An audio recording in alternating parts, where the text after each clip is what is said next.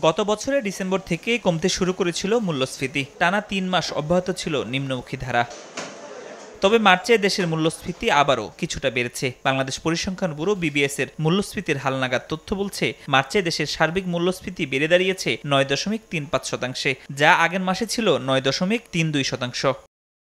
এই সময় দেশে খাদ্য মূল্যস্ফীতির হার কমলেও বেড়েছে খাদ্য বহির্ভূত মূল্যস্ফীতি। মার্চে খাদ্য মূল্যস্ফীতি ৯ থেকে ৮% ঘরে নেমে হয়েছে ৮.৯৩%, আর খাদ্য বহির্ভূত মূল্যস্ফীতি ৯.৩৮% থেকে বেড়ে হয়েছে ৯.৭%। যদিও আগামী জুন নাগাদ সার্বিক মূল্যস্ফীতি ৮.৫%-এর নিচে নেমে আসার পূর্বাভাস দিয়েছে আন্তর্জাতিক মুদ্রা তহবিল IMF, আর জুনের মধ্যে মূল্যস্ফীতি ৭ থেকে ৮%-এর মধ্যে রাখতে কাজ করে চলেছে বাংলাদেশ ব্যাংক ও অর্থ মন্ত্রণালয়। ফরহাদুর রহমান, সময় সংবাদ, ঢাকা।